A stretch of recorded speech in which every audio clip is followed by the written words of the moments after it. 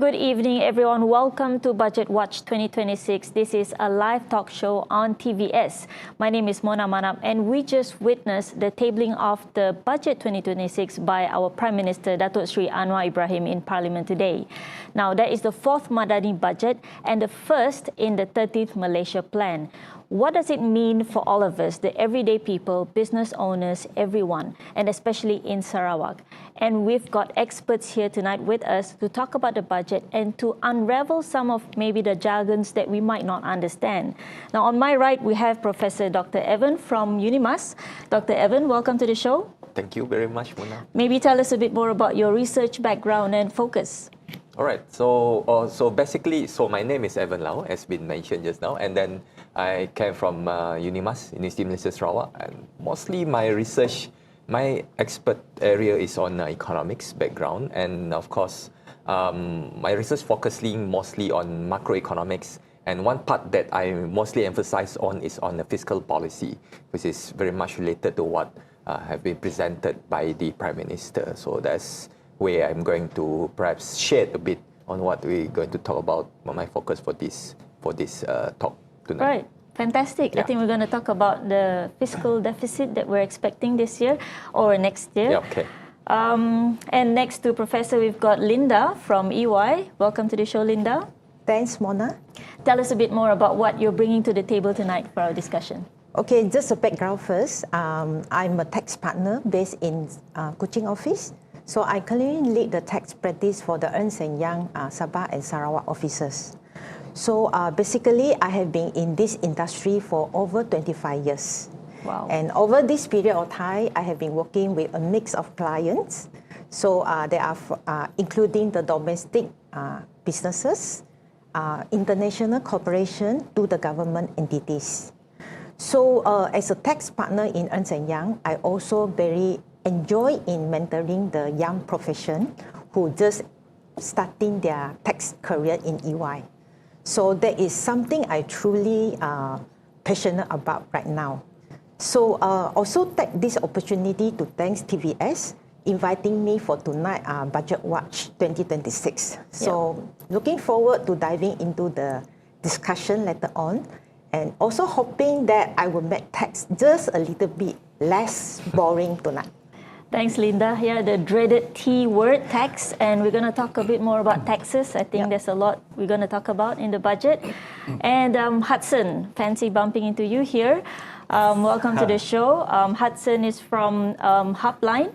Tell us a bit more about your angle for tonight's discussion. Hi, Mona. Thank you for the show, for inviting me to the show. So I'm the CEO for Hubline Berhad. And we are a company that is listed on the main market of Bursa Malaysia. We are principally involved in the logistics business. And our dry bulk shipping business is headquartered out of Miri in Sarawak. And we serve the intra-ASEAN community. And while our general aviation business is headquartered out of Kota Kinabalu. We have operations in Sarawak, Sabah, and Perak, where we have an approved training organization, a flying school. Wow. So if you or anyone is interested to learn how to fly a helicopter or a plane, please do let me know. Tonight, I will be looking at the budget as an overall. It was an interesting budget, and I will concentrate and look at the commercial aspect of it, some of the commercial trust that our Prime Minister, Anwar Ibrahim, mentioned during the budget. Okay, I might take up your offer on the helicopter training. Please do. Yep. Okay, so there's a lot of things that our Prime Minister announced for the budget. It covers a lot of different things. Prof, what's your overall thought about the budget for next year? Right. For me, this is a continuation from what he have presented for the last 3 budget presentations since the Manadi government come into power. And then, of course, this is, as been mentioned just now, this is the 4th edition for next year, 2026, and it's the first for RMK 13, which is meaning that this budget will chart the way of how RMK 13 looks like for the future. So that's how I see is that it's a continuation from what have been done for the past 3 years, and then the government initiative and policies and strategy that have been done and put forward on all the from the channel that they have from the perspective of macro and micro towards how they're going to provide much more ease towards the people, towards the rakyat. That's why the budget is called Belanjawan Rakyat, or in that sense that focus on the rakyat itself and how not to increase the burden for the people, for the rakyat itself. I guess that's how I feel the overall implication or perspective of this budget 2026 is all about. Just extending on that, seeing that we're expecting election in Sabah and Sarawak next year, would you say that this budget is a populist budget? I would, again, I come back to my point just now. This have been a continuation, so it's a part of continuation. So whether we look it on a perspective, whether this is much towards the, election budget, but then again, for me, it's a continuation from what the government have done, what the government wanted to do for the past 4 years, when they took over, this current government, and that's what they promised, what they need to do and what they need to implement and what they need to deliver. Yep. So this continuation from all the things that have been said by the Madani framework and government itself. Okay. We'll dive a bit more into that, Yep. on comparing what they've done and how far they've gone and what they have not done, Yep. perhaps. Linda, what's your feel about the budget? Okay, so if we just finish the budget speech just now, Prime Minister, so basically like what Professor mentioned, is a very much the rakyat budget. So also as a tax profession, as expected before the budget, there are a lot of the expectation what will come out from the budget. So if we look at all the proposal that has been touched on or announced in the budget, right? Basically, there is no new tax hike for this budget, no increase of tax, and no new tax being introduced. In fact, if we analyze the detail, from the personal tax, for example, for individuals like you and me, there are a lot of the good news, such as there are some expansion of the tax relief that was announced in the budget. For example, there are expansion for the vaccine deduction, tax relief for the vaccine deduction. And there are some tax relief that allowed for the insurance, life insurance, education, medical insurance. Last time used to be ourselves and the spouse. Now it has been extended to the children. So these are something very good. And of course, in this year budget, there are certain industry or sector that are so-called benefited, or there are more goodies for them. Okay, I think first one would be the tourism sector, because also next year, 2026, is our Visit Malaysia year. Yeah. So there are certain incentive that has been announced in this year budget. And of course, property sector. Okay, property sector, there are some good news in terms of the stamp duty exemption for the first-time house purchaser. But of course, what not so good news for the non-Malaysian is there will be a flat 4% to 8% stamp duty that will be imposed for the transfer of the properties. The other sector that probably benefited is the medical center, where there are certain exemptions that I will be sharing a little bit more later on. Yeah. Okay, so we've got some pluses and I think some new taxes that might be interesting for us to talk about later. Hudson, what are your thoughts on this? This budget has also followed the theme set up earlier in the earlier Madani budget, where he emphasized on how to grow the business economy of the country, akin to raising the ceiling. So you can see that in this budget, there was a bit of emphasis from the government-linked bodies, either the GLIC, the government-linked investment companies, or statutory bodies, being more involved in investing into the domestic economy. There are also many incentives, as as mentioned, as Linda just mentioned, in his effort to raise the living standard in Malaysia. So he's giving a lot of incentives as well as tax breaks to encourage people to raise our living standard in Malaysia, right? And as we saw during the speech, he was very vocal and very passionate about how he can improve governance and service delivery in the public service, and how this improvement in governance can result in significant savings to the government. So I see these few emphases in his presentation, and that's why it would be interesting how they can actually go ahead and implement it successfully next year. Yep, and the Prime Minister mentioned that this is focusing on Sabah Sarawak, and the difference between somehow 2022 or 23 budget and the one that he's tabling today. So it shows a big difference, but in fact it's not that much of a difference from last year. Prof, maybe a comment on that? So based on each years, of course, since starting 2022 onwards until now, there have been an increase in terms of allocation that given to Sabah and Sarawak. Like for Sarawak itself, for 2025, it will be 6 billion given in terms of expenditure in that sense for Sarawak, which is again. It has been increased from years after years, although the increase might not be so significant.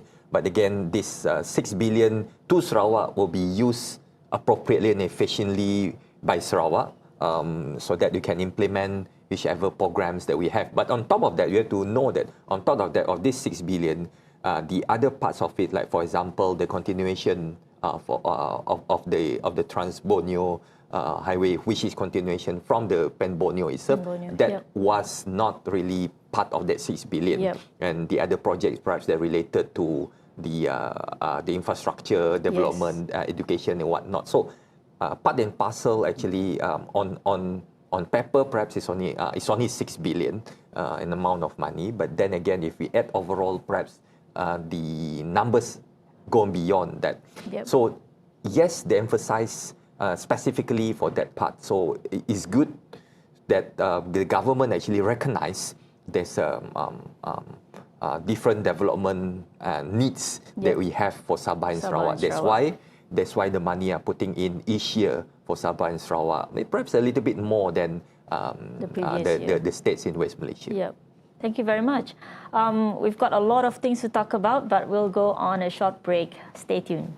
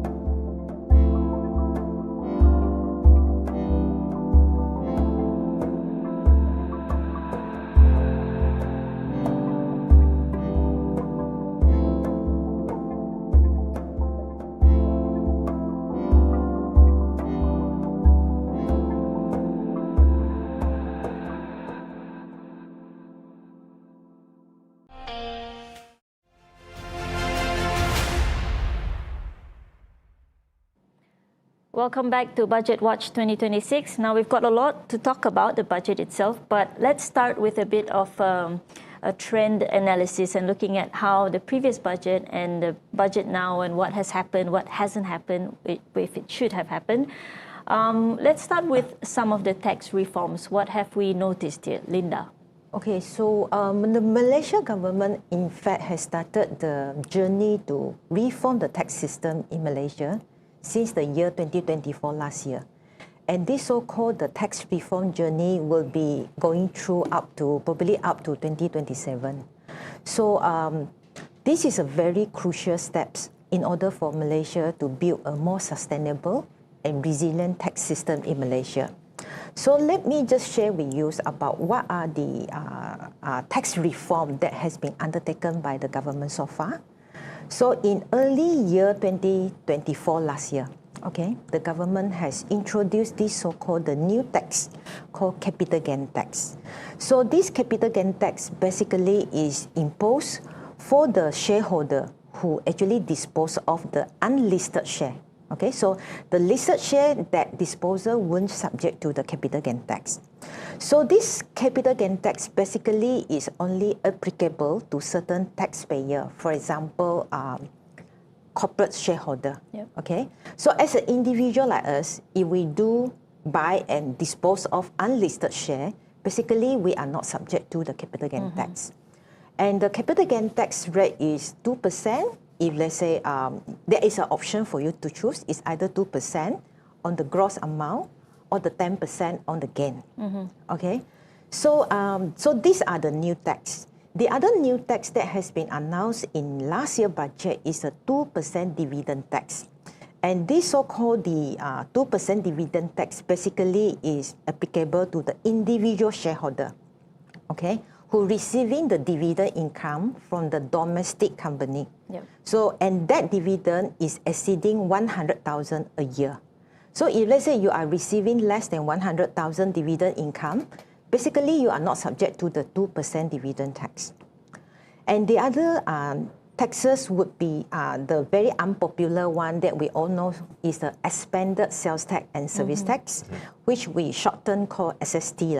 Yep. Okay, the Malaysia government has decided not to bring back the GST for now, okay, because now is not the right timing. So instead of not bringing in, so what they did was they expand the scope for the sales tax and service tax.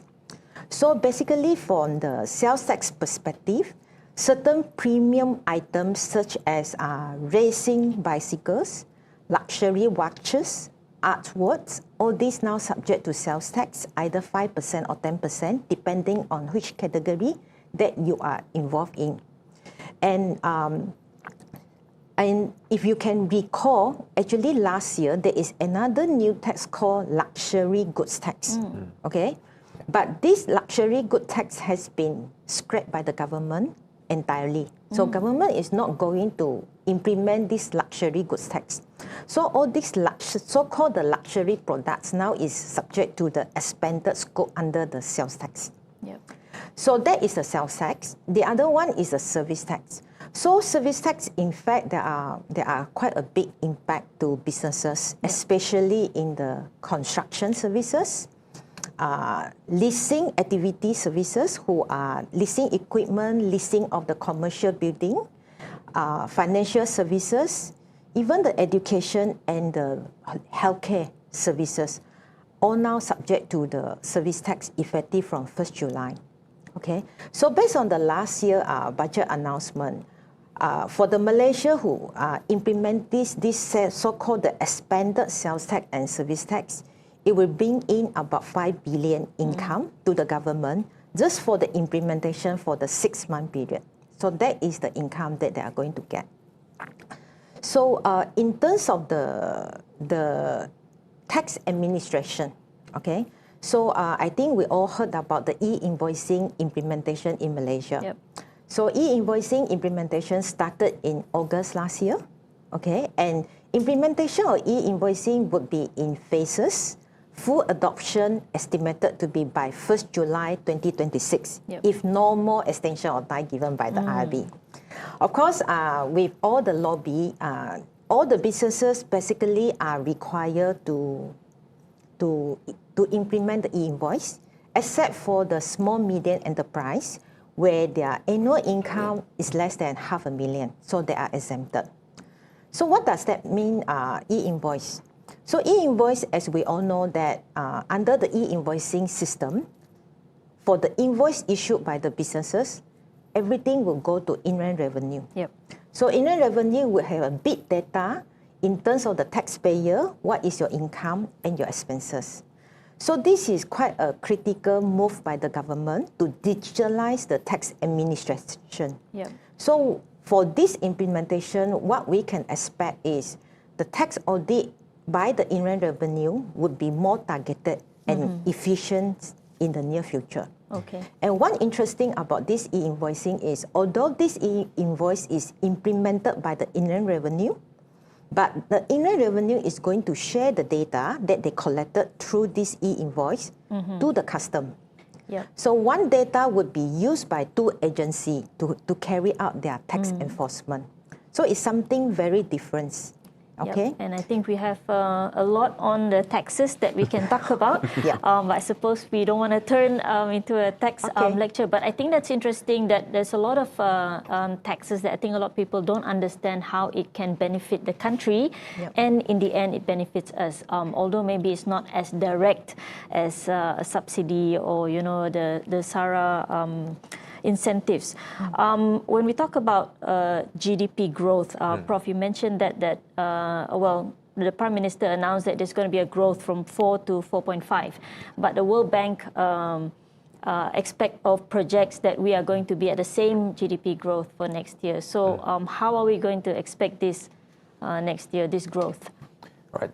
Looking into a more macro perspective, which is the GDP, gross domestic product for the country, of course, soon after COVID, the impact, I would say that as economists, the impact of COVID-19, the impact of COVID is still there. Perhaps it's getting lesser and lesser. But then again, it brings forward. That's why they expected the projection, even in the budget for 2026, they expected forecasted the value of 4 to 4.5%, which is actually good numbers in that sense. That shows that the economy is still growing despite of the the current impact, the current impact that we're going to see from the tariff, and of course at the same time we have the geopolitical tension between countries across the world itself, and also inside the ASEAN region itself, and the 4.5% is actually good numbers to go ahead, and expected that this year the growth will be around that numbers too, about 4.5 maybe. But the first quarter of 2025 actually shows a very 4.4% GDP growth for Malaysia, which is actually good to showcase that there's an increase in terms of the growth for the country itself, even over the first quarter of 2025, and that they will carry forward into what we have now in the last quarter of 2025 itself, right? That's part of GDP. When they touch a bit, on that part, why that matters? Because that matters on what Linda just mentioned just now on the tax collection, which is a part of income for the country. Yep. Right, and that's also pretty much related back to the expenditure that the country can spend with the extra money. Where the money go to? So the extra money will go back to the rakyat, will go back to the society, will go back to the people in need, or those who are the targeted society. So that part of money should go back to the government. Not to, as a government revenue, but go back as an expenditure. In terms of the government to the people, right? Where do we spend to in terms of giving up the subsidies and whatnot related to that? So this channel or this circle is very much important, and in the end, it will boost up also the nation GDP itself in that sense. And speaking of tariffs, I think everyone was a bit wary about what's going to happen, especially those in the business line. So a lot of people are just in the wait and see situation even up till now.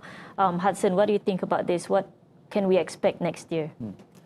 Yes, so 2025 certainly was an eventful year and a very volatile year, right? And as mentioned by both Linda and Prof, the geopolitical events,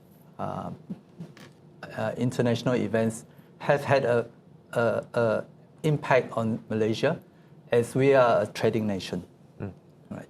So that coupled with in 2025, where we have seen increases in taxes, where SST rates went up from 6% to 8% for certain products, and the scope of SST actually expanded. Yep. Right. On top of that, we saw a rise in minimum wage. Right. So, which while this is good for the rakyat, for the people, it raises the cost of doing business in Malaysia. So the external geopolitical events coupled with the local increases in cost of doing business did cause a more cautious outlook for businesses. Right. Going into 2025, towards the middle of 2025, you can see that many businesses tend to be a bit more cautious in their outlook for next year. Now, having said that, it was imperative that the government push the economy forward, as their stated aim is actually to make Malaysia into a high value society, a developed nation by 2030. So this budget for the next few years is an important way for how they can push it forward. And we have seen that in this budget, they have put in a lot of emphasis for high growth, high value industries, such as those in the semiconductor, those in the IT line. So they are pushing that forward. Now, on top of all that, even though in Malaysia in 2025 there was a bit of a cautious tone, there were places, there were locations in Malaysia where you can say there are bright sparks. So if you look at Sarawak and Johor in particular, these two areas have brought in a lot of interest, right? Sarawak has a lot of emphasis on its sustainable development, green economy. Johor has its economic zone. So these two areas have shown that there are many business opportunities. There are many areas of growth, high growth that can occur in these two areas. So the business community has been looking to see how we can further invest into Sarawak as well as Johor to see how we can all benefit from it. Yep, and in the 13th Malaysia Plan, it was specifically mentioned Sabah, Sarawak and Johor will be a focus for some of the developmental plans. So talking about GDP growth, the budget was also talking about how fiscal deficit will be reduced. Yeah. How are we doing that? Yeah, by, of course, I just give an example that, from the perspective of an individual, when we do not have enough money, we borrow. That's where we have deficit in our account in that perspective. So that similar analogy can be used for a country. So when our expenditure is more than the revenue, that's where we have the deficit. Then the question that normally from the perspective of policy making or economics perspective or even business perspective is that where did the money go through? Where does this expenditure actually spend on? Is it for high investment as what Min Hudson has just mentioned just now? Is it for investment park? Is it for, what's the future maybe in green economy, sustainable initiative and whatnot? So that will bring back the ROI itself and that will perhaps double, triple up. They said from that perspective, that's why government invests in such a thing, such an initiative for in terms of innovation and whatnot. So I use that analogy in that sense that deficits in that sense for my perspective is not necessarily always a negative thing, right? It's just that where we put the money into. Yeah, but of course we want to have a positive budget, right? Every time in that sense. And for Malaysia case, it have been reducing since the starting of the Madani government, and the targeted or the forecasted value will be 3.8 for this year, and for next year will be 3.5, and they hope to reduce it even before 2030 to below 3.0. So meaning that these are subsequently been reduced, and it cannot be done over 1 year of time because you need to be supported by the policies, by the investment and whatnot in that sense. So revenue has to be there, the collection of revenue has to be there for relevance, and then to bring back to the expenditure and whatnot. So all these things have to be in terms of equilibrium, meaning that you do this, you do the other way around. You do that one, you spend this much, then you have to, gain some money back and so on. So I like one of the terms that been quoted here was about by our PM itself is about fiscal responsibility is not austerity, it's integrity, ensuring that every ringgit spent return its values to the rakyat. Yep. So perhaps that's the stand that how the Madani government wanted to bring back every single ringgits to the rakyat, meaning that in the terms of giving up the money in terms of incentive and all the other things that we get. Yeah. And when we talk about responsibility, I think corporate governance was also the main focus in the government itself and the budget and the plan, the economic plan. So how do we see that being realized with this budget? The corporate governance. Hudson, do you have a thought on this? Yes. As mentioned during the speech, strong corporate governance, a crackdown on leakages, strong monitoring, has helped the government recover around 15.5 billion over 2 years. So this shows that if the service delivery is done properly by the government and transparently with proper accountability, then the expenses of the government can actually reduce. So in this way, strong and good corporate governance will reduce the cost of the operating the government. Yep. Yeah, maybe I would just add on Yeah, in go terms ahead. of the corporate governance, right? So even for the income tax purposes, the Inland Revenue also have this so-called the corporate tax governance framework, where the government is really encouraging the big organization, the group of company, where their annual income is more than 100 million, they are encouraged to participate in this so-called the corporate tax governance, so that it will actually help the taxpayer to manage their tax better in terms of the governance. Right. So this corporate governance is not just about taking our government accountable for how they're spending our money, but also corporate governance as in companies. How do you actually be a bit more honest about how much tax you pay?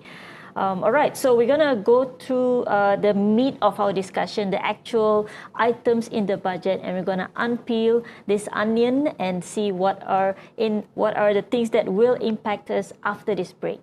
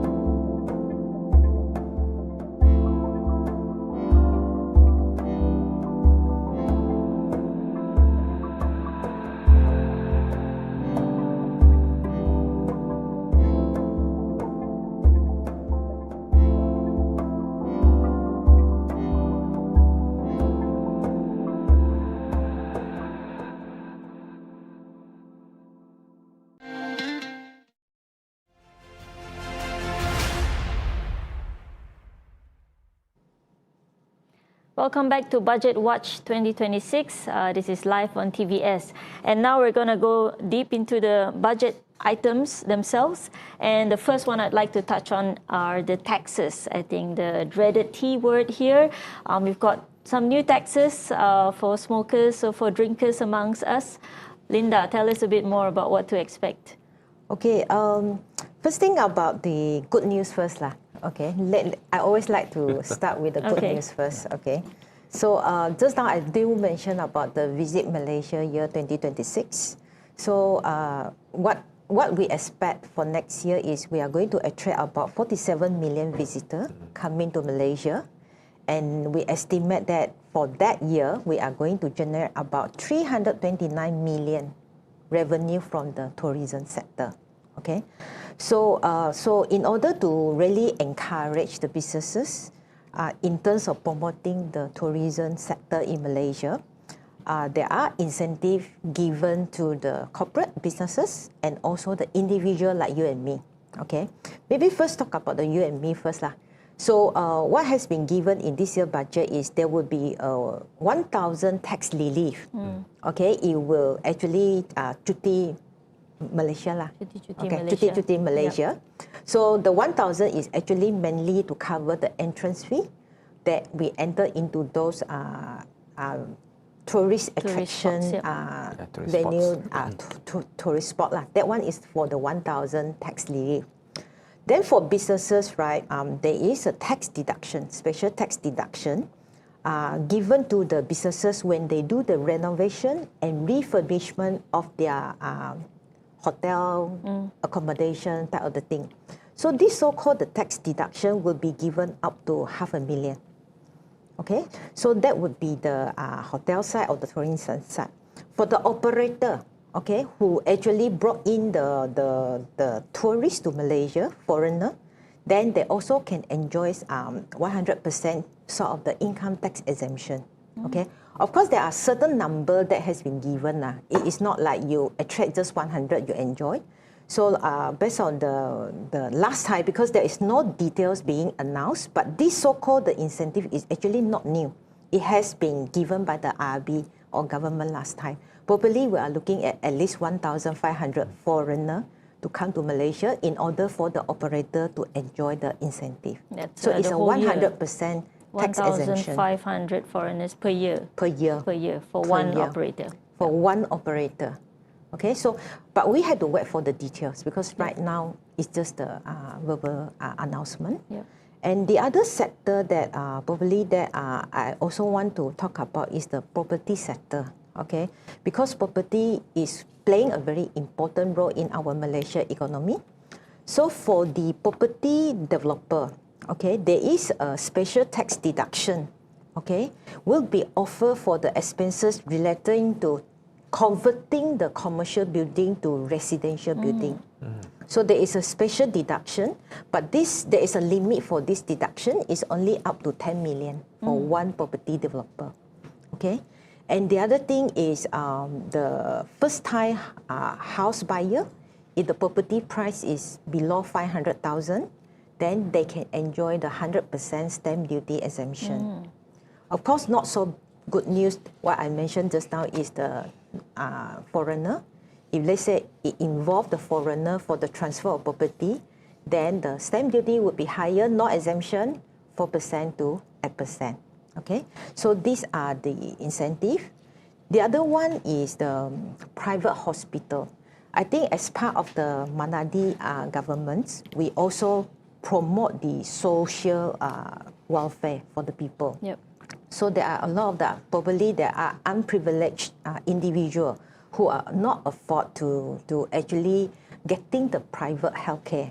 So what has been proposed in this year budget is the private hospital. They are encouraged to establish this so-called the tax-exempt hospital welfare fund. So this welfare fund will be helping the underprivileged patient, and whatever the income is exempted. And of course, for the contribution, for example, I made the donation to that welfare fund, I actually can claim a tax deduction for my personal tax purposes. Right. Yeah, and not forget, I think a lot of time is the SME. Yep. Okay, SME actually play a very important role for the Malaysia economy. So for the SME, there is a 50%, additional 50% tax deduction for the employer where they send their employee to attend the training. And this training is related to the AI and cyber securities. Right. Yeah. 50%. Yep. Additional 50. Additional 50%. So it's in total, you actually can claim 150% tax deduction. Okay. Okay. Then maybe I will also touch on the green incentive. Yep. Okay. Yeah. So for federal government, I think we know we have this so-called the National Energy Roadmap. Yep. That is the federal side. And then within Sarawak here, okay, for our post-COVID-19 the development strategy, 2030, okay. We also have this, one of the economy enabler is the green incentive, green energy lah, okay. So for both federal, renewable energy, so for both federal and the state, we all have promoting this. I think globally, that is the trend also. Okay, so what has been provided in this year budget is there is the so-called the green tax incentive given for you for the businesses who actually purchase the locally manufacturing equipment. And this equipment is certified with the My Hijau certification. You actually can claim this so-called green investment tax allowance. But not so good news in terms of the businesses, especially in the steel, iron, and energy sector. Government had talked about the carbon tax in last year. No implementation. In this year budget speech, it has been mentioned again. But the message is clearer right now. They are going to implement next year. But we still have to wait for the detail in terms of how much is the carbon tax in order to assess how does it impact the businesses. And we heard also there were some sin taxes being announced. Sin taxes, I think there will be increase in terms of the alcohol, 10% increase for the SI duty. And then for the cigarette is 20 cents per... 2 cents, I think. 2 cents, okay, sorry. Per stick. Not a big increase for non-smoker, but for the smokers, they're going to shoot me. But this is something expected pre-budget for the sin tax because it is quite normal that the government, as one way to increase the tax revenue, at the same time also want to promote the health for the rakyat, the healthy lifestyle. So the government normally will actually impose the highest so-called the sin tax to the rakyat. They should also tax sugar. It was not mentioned. It was mentioned before. It was mentioned last time, but not this year. Not this 2026, but I think it was mentioned the previous budget on the sugar tax. But has it been implemented or it has been in full force? You are paying that without realizing that. Because it's at the manufacturer level. And you mentioned just now there's the green tech for equipment that is produced or made in Malaysia. And we heard it was mentioned made by Malaysia and not made in Malaysia now. So there's a difference because made in Malaysia could be just assembled in Malaysia. So Hudson, do you have any thoughts on this new term that we're expecting? Maybe it's encouraging more innovation in terms of businesses or technology or the types of businesses that we want to go into or startups in future. So there is an emphasis on IT, artificial intelligence, knowledge economy. So these are borderless when you implement them, right? So in that sense, something that is made by Malaysia need not be physically done within Malaysia, fully manufactured within Malaysia. It can be done off-site as well.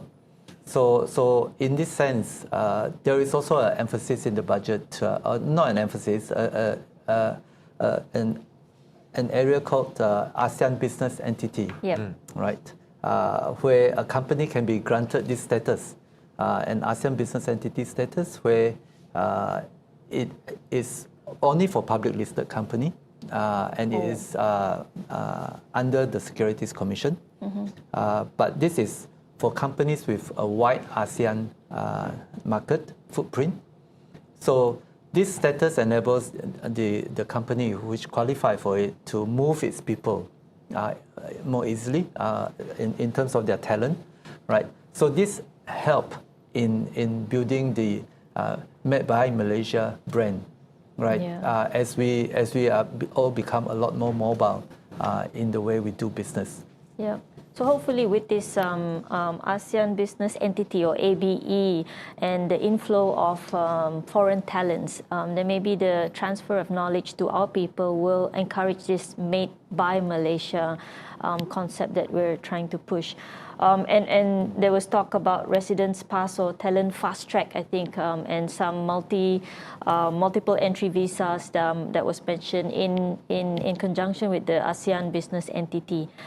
And speaking of this knowledge transfer or the development of our people, capacity building, free education was also announced. Not entirely free. Prof, maybe you can tell us a bit more. And we also have our free education in Sarawak, but how is that different? Okay, all right. I think what we mentioned in the budget speech for 2026 was, of course, there's a good news in that sense that from the PTPTN perspective, there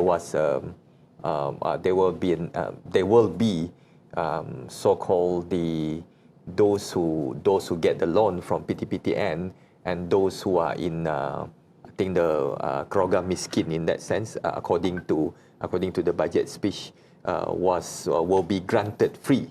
Yep. In that sense, so it's like you don't have to pay the loan back. On top of what have been practicing by the PTPTN was on top of that, we have those students who have first class honor in their studies, undergraduate, especially in the degree program. They don't have to pay back. But now it's irregardless of whether they are in the top. So in that sense, that I think to expand that free education in that sense, that those who are in that lower bracket of income and would get also free education in that sense if they I mean, despite that whether they have the first class or non-first class, but and then with the additional of this first class honors from the rest of the society itself. I think that's a good move actually to boost up not just the motivation for the student, but it's also good to boost up the country education level to the certain extent that we are much more. I mean, the students, perhaps the younger generation, should be much more competitive, should be much more innovative in that sense to move forward for the country itself. Yep. And then coming back to what Hudson just now, I mean, mentioning about or the issue about met in Malaysia and met by Malaysia. So we want to transition ourselves from met in Malaysia to met by Malaysian, and that is where the idea of innovation come into picture. In that sense, we are not just using the technology of what the others have, where we talk about creating that technology, will innovate that technology inside the country. In that sense, that is why quite numbers of initiative or incentive was given, especially on the AI itself and how it can promote the ecosystem itself, which is research, development, commercialization, and innovation. That kind of ecosystem. And this is where also, at the same time, not just the private sector will play a very significant role with the government policy that we have, but universities will play a significant role. For example, UNIMAS here, and also all the other Sarawak-based state university also will support that initiative towards that direction. And to link back of what, coming back to the PCDS also, that's what also the Sarawak government initiative are going on into that direction. Innovation. It should be innovate, made by Malaysian or made by Sarawakian in that sense. So that concept is not just a slogan by itself, but that's where we can see that in this budget 2026, the government really want to emphasize on that and move forward from there. And then what there's one thing that in the budget presentation that Datuk Sri Anwar Ibrahim, that talks about sovereignty technology, means that we not just use the technology, we just not just met the technology, but we have that kind of sovereignty to own the technology, and that of course can be applied into other businesses or other sectors and whatnot into the country. That will benefit more. And coming back from the economic perspective again, they will bring back more income. When there more income, more money for the government, then we channel back to the rakyat, to the society. I guess again, this is a circle that you can see. And when we talk about capacity building or talent development and learning from foreign workers that come in through knowledge transfers, but when we talk about Sarawak, usually it's a different case because our immigration is quite independent. So it could be different. Not sure how that's going to be implemented here. It's always been said that it's a bit more difficult to come into work to Sarawak, even for West Malaysia. So Hudson, you've probably experienced this in the working line in the business. What do you think about this? I think you have to look at the type of people coming into work, right? So if you are looking at the right skill set of people, the people with the right skill set, I do not see very big issue with them coming in, right? And the Sarawak government, say for example, is very keen to attract foreign direct investment. And whilst attracting these investments, there will be people moving in from foreign countries.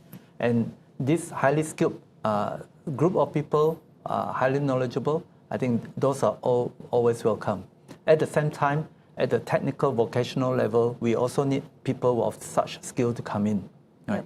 So in terms of immigration, whilst we are clear that there's autonomy over it and they have the right to control it, but the people with the right skill set should be able to come in without any significant issue. Yeah.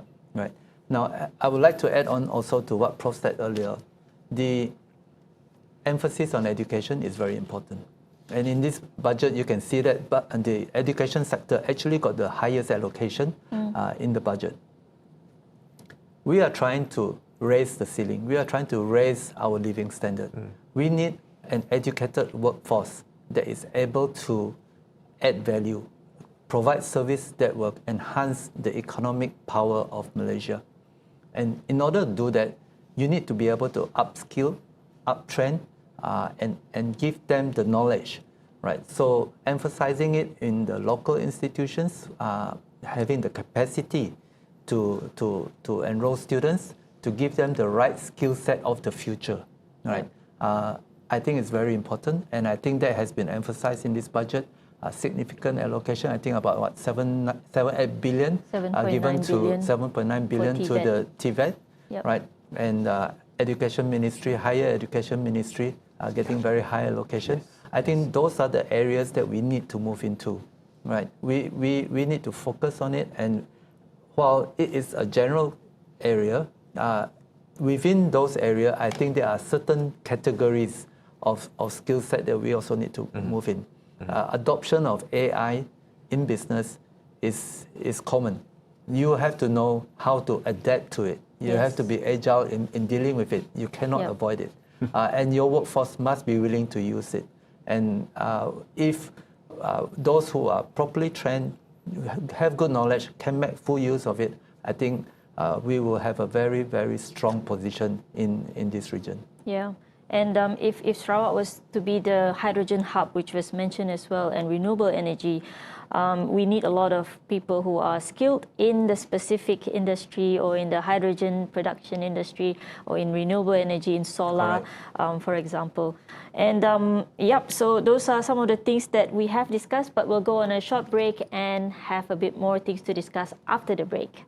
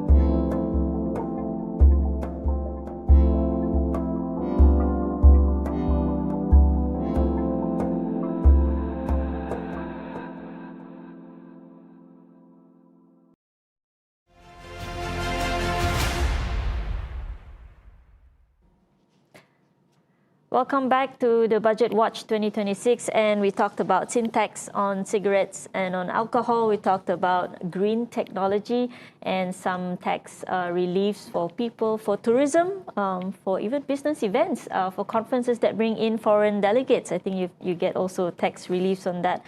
So next, let's talk about healthcare. I think there's a lot of announcements made, and we just also read in the news, I think Prof. Sim was also talking about how about 300 medical officers who didn't turn up, or there were no shows.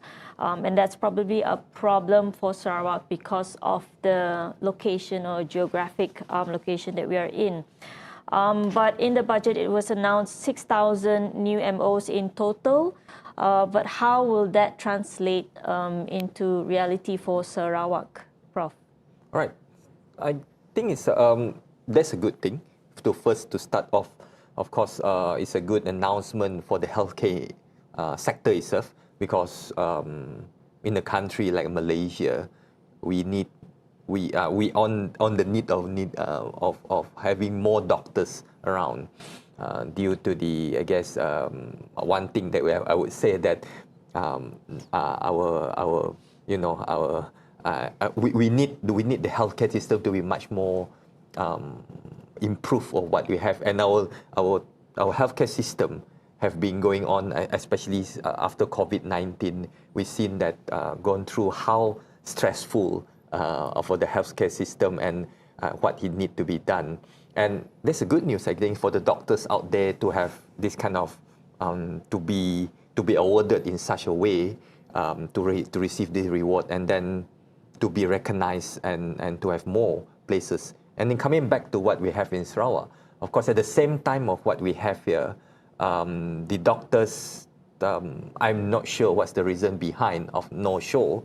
And I guess at the same time, on top of that, with this initiative, I guess there will be more coming in here. There will be more showing up here, and then we need, not just in Sarawak, but particularly in Malaysia, we need more doctors, as I mentioned just now. Of course, at a place like Sarawak, when it's geographically huge, we need doctors not just in Kuching, but all the way until Miri, even all those places like Kapit Baram and so on. We need more doctors around. And what Sarawak government, as far as I understand, on top of what federal government have been doing, Ministry of Health, at the same time, the Sarawak government also at the same time try to train our own, coming back to the training and Ministry of Education side, to try to train more doctors in the local universities, in the, like in UNIMAS itself. Yep. We also have the Faculty of Medicine to train the doctors. Of course, the doctors not just necessarily will be placed in Sarawak, but then again, they emphasize how the training period are here, and then they have to know what is going on within Sarawak. So that's overall the healthcare system, I think, would be improved. Right? They emphasize on that part, and they did mention specifically also how much would be put emphasis in terms of money, in terms of healthcare. But towards the years, always, other than education, healthcare sector was also the biggest spender or expenditure with the money putting. Yes, of course, because we need doctors and so on. With this additional good news, they'll be good for the country and overall people to improve the standard of living, the quality of life and so on. That's right. But I think on top of that, we also need to look at facilities, infrastructure, especially in a state like Sarawak and also Sabah, where we have significant remote areas that are not well served by our medical facilities at the moment. I think one of the larger infrastructure that we're trying to build is a cancer center in Kuching. I think they've been talking about it for a while, and we really need to see it get off the ground. They've been negotiating and discussing it. As I understand it, money is there, but it's just a matter of getting it off the ground. On top of that, we have a lot of rural area. Now, say in my company, we do help out, we provide flying doctor service to some of the remote areas. And it should reach a stage where there is no need for us to fly to go to a proper medical area. We need a situation where there are adequate medical facilities throughout Sarawak. Yep. And I think we need to continue to push the federal government as it is under their prerogative to build the infrastructure.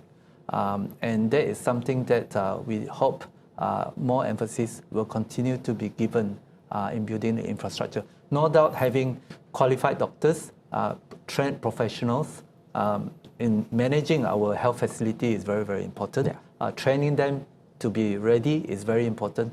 But at the same time, having the infrastructure, I think is what we are lacking at the moment.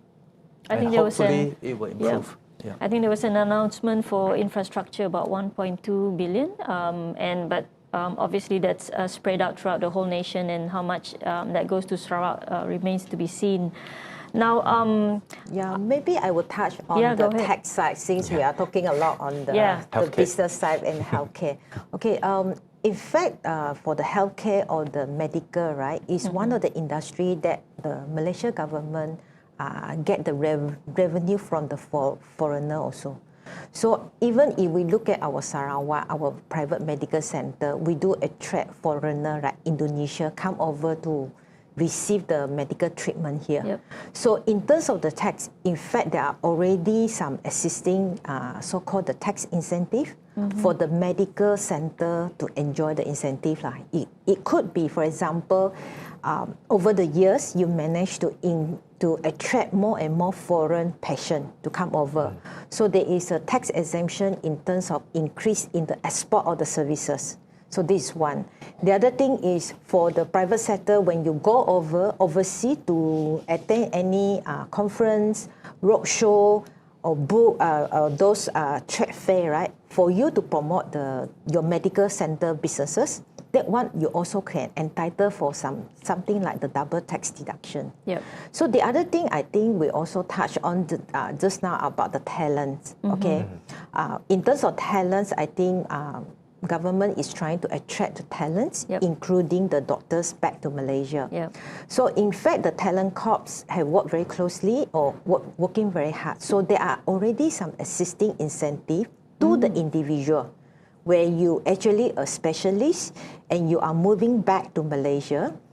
There are for example, the tax incentive is like you probably only subject to a flat 15% tax rate instead of the scale tax rate that apply to most of us. Yeah. So there are some kind of the incentive available in a way to help the government to attract the doctor to coming back, and at the same time to promote this so-called the medical center or medical industry in order to earn or to attract more foreigners to come to Malaysia. Yeah, perhaps the same incentives could be announced for Sarawak, for people to move to Sarawak, because obviously the idea is that I'm going to move to the jungle, you know, there's no TV, there's no phone line.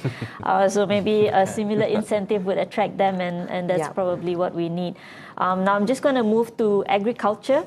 I think that's a big deal for Sarawak in terms of food security. There's also some allocations for food production, and Hudson, tell us a bit more about that one.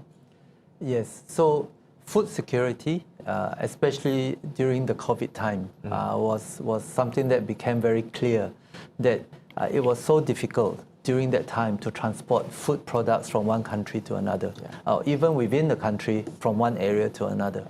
So having self-sufficiency in your food and having the ability to properly grow and produce the food that you have, that you need in your country, is important.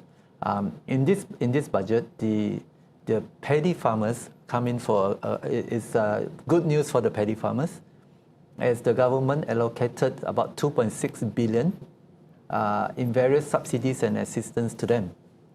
So this will encourage the paddy growers in order to make the sufficiency of rice production in Malaysia, right? As we are definitely not there yet. And in terms of Sarawak, I think Sarawak is also embarking on an aggressive growth in paddy cultivation, and it is hoped that some of this money, part of the 2.6 billion, can actually come into Sarawak in terms of subsidies or assistance in helping us establish a thriving paddy farming area here in Sarawak. Also the funding by banks. We have Agro Bank, right? Agrobank is one of their primary focus is on the agriculture industry. So I think they are also aggressively promoting funding for people who are trying to venture into this industry. And on top of that, companies that are venturing into food production are able to get tax incentive. I'm sure Linda can expand on it. But in terms, as I understand it, if you are new to the food production business, you can get 100% tax exemption on your statutory income from the production of food. So this, I think, is a very good incentive for those who are keen to look into this business and to go in a more bigger way as you are able to get significant tax incentives from it. Yeah, so I think this is coming back again to Made by Malaysia or Made by Malaysian, because then this is a new business that we could possibly look at to look at food production and how we can produce sustainable food for our own food security, especially in Sarawak. And there was also announced on livestock resilience. I think there's 100 million allocated for that. I think it was also one of the demands by Sarawak for cattle production. I'm not sure if you know anything about that, Prof, and how is that faring out, or if you know anything about our livestock production in Sarawak. So basically, I don't have the numbers at hand on that part, but in particular. But what we have here, of course, is coming back to the main issue about self-sufficient. Yep. You know, we wanted not just to have food in front of us, but also at the same time we be able to generate enough produce food for everyone to eat. You know, because this is something essential for every human being. And to be a net exporter as well. To be a net exporter in the future. The first thing is to feed ourselves first. That's right. Before we can export it out. That's right. So in that regards, of course, Sarawak itself is a huge area and a huge potential in terms of agriculture, not just in paddy, but perhaps some other agricultural products, including cattle and whatnot are related to that for that industry. But what I see basically will be mostly on the paddy cultivation, which is a staple food for us. Rice is a staple food for everyone here. So to ensure that we have enough of those before we can export. So that on that note, I think it has been the initiative for the government to ensure that we have that and not to just relying on some other countries outside this region, or maybe outside from the region itself, outside the country itself, which is what happened, especially in the time of COVID, and this is not sustainable in that sense. And to add on that, we can embark on the technology like what it been mentioned just now, made by Malaysian.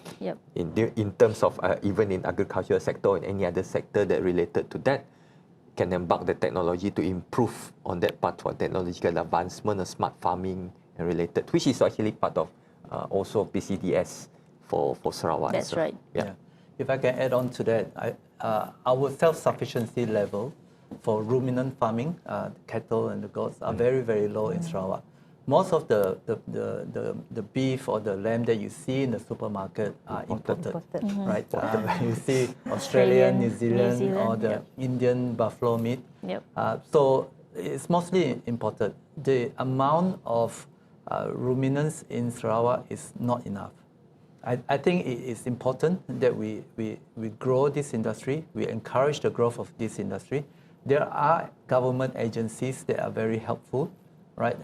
Even in Sarawak, we also have funds that will try to help you if you intend to venture into such farming, including from the statutory bodies. Right. So I think the help can be there if entrepreneurs are keen to venture into this area. I think food production, in terms of not only animal husbandry or ruminant farming, in terms of growing vegetables, in terms of rice, staple food crop, we do not have enough. And I think with our abundant land area, either in the higher lands or lowland, I think we do have the climate, we do have the area, we do have the incentives to be able to make this industry a success. I think with the push from the federal government to incentivize people to take up this venture, and the emphasis by the Sarawak government also to push into this area, I think it is very opportune now for someone to consider, an entrepreneur to consider venturing into this business. It's certainly not easy when something is not well established, but it can be done. You look at chicken farming, we are 100% self-sufficient now because it's a well-established livestock industry. Yep. Yeah. We're exporting to Singapore as well, I believe. I know we are at one stage, yes. Yes, we were, yeah. I know we are, Exporting exporting pigs, pigs. I think, yeah. And you spoke about climate, and we've got the right climate, but there's also about climate resilience, and Sarawak, Sabah, and I think we were announced to be in the earthquake zone recently for some reason. So climate resilience, I think it's an important factor, and that's one of the reasons why I think the carbon tax is also going that direction, net zero plan for us. I think the other thing maybe I can add on is because this is the industry that the government is keep promoting, and you need to incentivize people to actually enter into this. So there are many ways to incentivize business. Okay, of course, when we talk about the big one, those tax incentive, a lot of time this incentive is actually good for the big corporation, but not for the smallholder. Yes, yeah. Okay, so the other way to actually encourage or incentivize people to venture into this is probably government can consider a soft loan, the lower tax rate, the lower interest rate offered to the smallholder, or even can consider to give some grants, you know, to incentivize them or to help them to start up their business in Sarawak here. Yeah. That's right. And if we're just touching back on the carbon tax, I think because Sarawak Carbon Registry was just established, I'm not sure if you know anything about how that mechanism will come into play or how that will fare out next year. In fact, I don't have the details, but I know in Singapore they have started the carbon tax, I think 2017 or 2019. Oh, okay. And I think last year they have increased the rate. Okay, so it is not something new to our neighboring country like Singapore. So one hand, we have the federal government talk about the carbon tax. I think within our Sarawak here, our state government also looking into the similar thing also. So at this point of time, there are not much detail in terms of would the federal government tax applicable here, just like our state sales tax for other industry, that the business here will be suffered to both federal or state tax. So at this point, still a question mark. Yeah. But reducing carbon footprint is something that we are all looking at. We also continue to report on how we try in reduce our carbon footprint, either via investment in newer technology, buying newer machines, move it into a lower carbon or lower carbon producing activity. I think that is something that we have to look at. The global warming is there, happening. Right? It is happening, and some businesses will start getting taxed because they are generating a lot more carbon than the others. The others. So at the same time, it gives an opportunity for people who are looking at venturing into business that are either carbon neutral or carbon deficit. So if you are into renewable energy, the green economy, as what Sarawak is trying to emphasize on at the moment, you are then maybe able to issue certificates, renewable energy certificates that can be traded for those Traded who have to incur carbon Yep. tax. And this is something that if you are able to be in those business, you can claim carbon credits, Yep. which can then be traded for money. So this is something that we are moving in that direction, and Yep. I would encourage companies to look at areas where they can be part of that ecosystem. Yeah. Well, there's also argument whether that allows people to continue polluting and to produce carbon because they could Certainly. offset it. But that's a debate for another show. We've discussed a lot of things, and let's take a breather after this short break.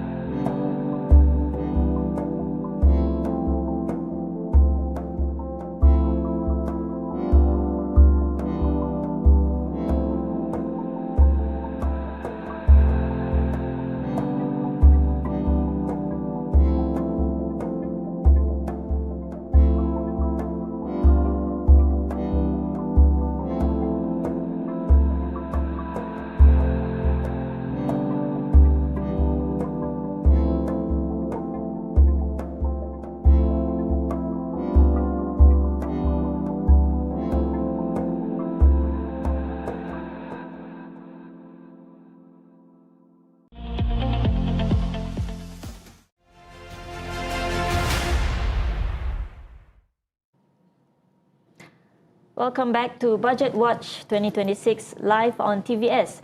Wow, we've talked about so many things on the budget. There's a lot more to talk about. This is our last segment, but we're going to cover a few more topics before we end it. And I'd like to touch about SMEs. I think they're the lifeline of our nation. They produce about 80% of our employment. And how is that featured in the budget, Prof?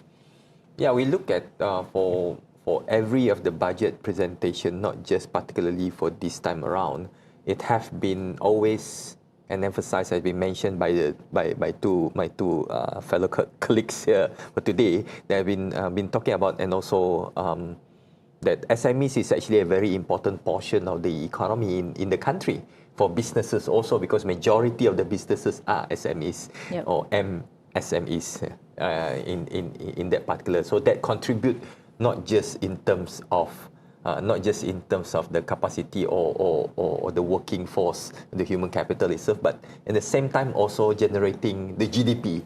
Yes. Towards the GDP itself. So that produce very significant numbers in that sense. So in this budget, in particular, you can see that there continuous support from the government in terms of giving up funds and related, especially the financing ecosystem. They'll be giving, they'll be like, for example, the 50 billion total of MSMEs loans and guarantee. Yes. You know, and then they have 2.5 billion for the microcredits and related under the cooperative financing and whatnot. So all these things is actually an initiative, continuous initiative by the government to give support for the SMEs, and at the same time also to promote entrepreneurship. Yeah, because we know that entrepreneurship, like Hudson himself, is a very important portion of the business itself. Yeah. Right? Without the entrepreneur, without this creative entrepreneur and innovative entrepreneur, then for me the business will not sustain. Yep. And then that will create another portion that I'll link back to what we talk about, innovation and made by Malaysian. Malaysia. Yeah. So that creates this ecosystem, that creates this line of people, the human capital, which is called entrepreneur, which will promote not just the business, not just making money, profit making, but at the same time, the impact will be towards positive impact towards the economy. Right, that's what we want, and then that's what government wanted to do, right, throughout the years, and that have seen through a lot of entrepreneurs, a lot of business started small but now becoming big. Yes. Yes, started from nothing and now becoming something. Like especially if you can see those, a lot of those startup actually just a startup, but then becoming what we have today and becoming so here, especially in Sarawak here, I would say that we have a place like Sentex to train perhaps those potential entrepreneur or the more younger generation to have that kind of quality and whatnot. And TVS also a part of it, although it's not entirely part of the entrepreneurial type of things. And that actually will promote back again the idea and innovation and think the government have put forward a lot of initiative on that part. For right? SME, correct. Yeah. For SME. If I can add on, the budget has given the SME, the MSME segment a lot of incentives, a lot of ability to propel their business forward. But we have to be mindful. You are talking about M or micro or SMEs. So some of these businesses are not as well established. Yeah. Whilst the government has increased the value of SJPP guarantee loans, for example, which is principally to help SME, I think we also should be mindful that implementation is very, very crucial. Yep. We need to have a system where these SMEs or MSMEs are able to get the loan. It may be available to them, but someone needs to bridge their ability to get the facility with the facility that is made available to them. A lot of time, especially for SMEs, their focus may not be on proper record keeping, proper documentation, which is crucial if you want to go to a financial, a bank to obtain some financing facility, or even for SJPP to be able to be used as a guarantee mechanism to get the loan. So I think it's very important that further education and further help be provided to SMEs to enable them to have the documentation, the record keeping, and the ability, the documents to apply for such loan in order to help them with their business. This budget also talked a bit about digitalization. Yep. I think it's very important as we move forward in the next few years. Having a digital capability in your business is very, very important.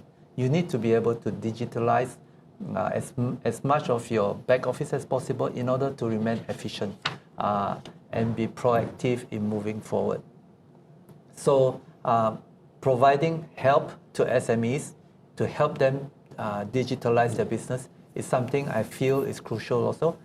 Providing money ready for them to help them digitalize, but not, we also need to see who can help them. And I think service providers here play a crucial role in working with SMEs in bringing their business into the digital world, right? So that they are not only restricted, they are not restricted by their physical presence only. They can trade across borders, across towns with their setup if they are prepared to invest in such technology. Yeah. And I think service delivery from the government sector, the public sector itself, in introducing all these allocations that we have, they're great. But how about the execution of it, and how do people actually tap into it? And I think that's a very key consideration. And it was also mentioned about digitalization in the public sector, as much as we would like SMEs to also digitalize themselves. And in fact, in RMK 13, I think scaling up of SMEs is a focus with an improvement in private activities. And in this case, it is the SMEs that are very critical.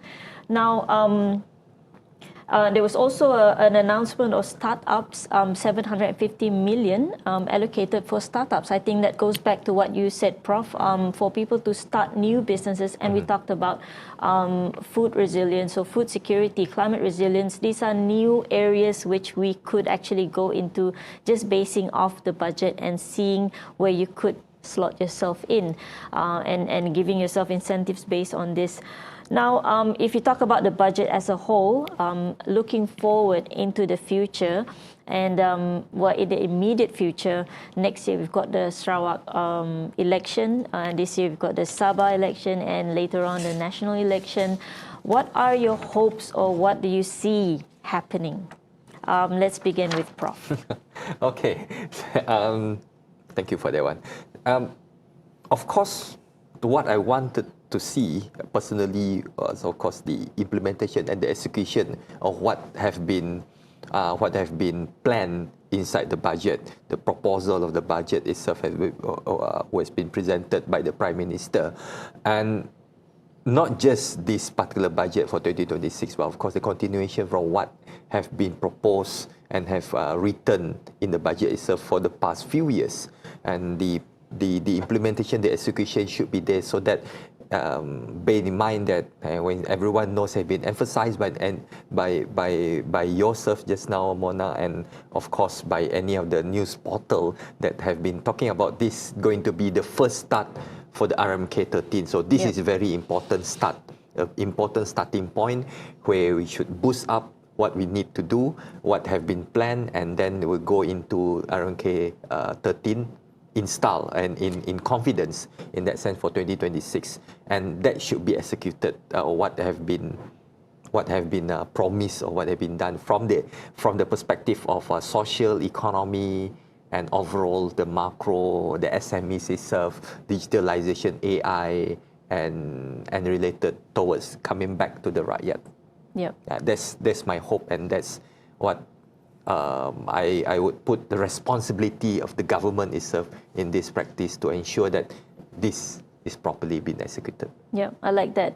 And despite the differences in political ideologies, and we hope that whoever the next government is, if there is a change, there is a continuity in all the policies, correct, in all the initiatives, development that we face, especially for business owners like ourselves. We need that, some sort of stability. Linda, what are your hopes? What are your projections for the future? Okay, so I think it's clear this budget 2026 is a rakyat-focused budget. Yep. So there are proposal measures being laid down for the government to develop the Malaysia as a high-income nation, and at the same time also help the businesses to remain competitive. So in terms of just now, Professor talked about to cut down the GPT from 3.8% to 3.5% in year 2026. I think that one we also can see the commitment from the government just to make sure our finance is in check also. So from the tax consultant or typical tax consultant like me, I think of course there are some wish lists lah. Okay, so I think first thing, tax revenue is important to the Malaysia development, no doubt about that. Okay, but the government also need to balance the tax revenue and also to make Malaysia remain competitive, continue attract the foreign investor or even the domestic direct investment into the Malaysia.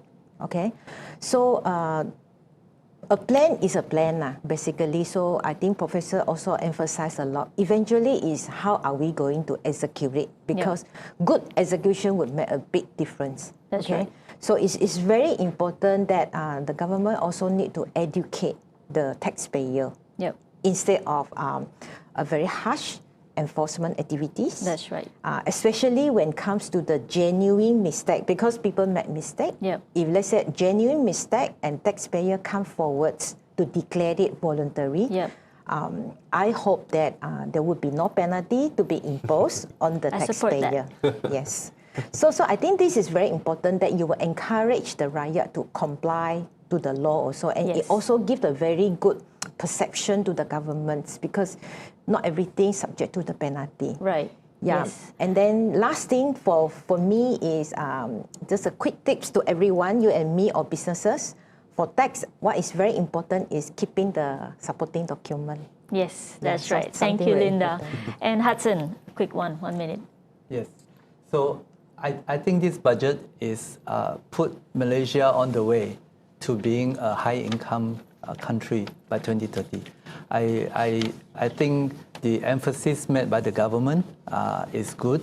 I think there are ways that need to be improved on implementation. But overall, I'm happy with the budget. I think the country is able to move towards a high income status if we continue down this path. Yeah. Thank you, Hudson. I love that positivity, and we are definitely going in that direction, but it's not just the public sector alone doing this. We all have to work together. It's the business owners like you and I. It's the government people.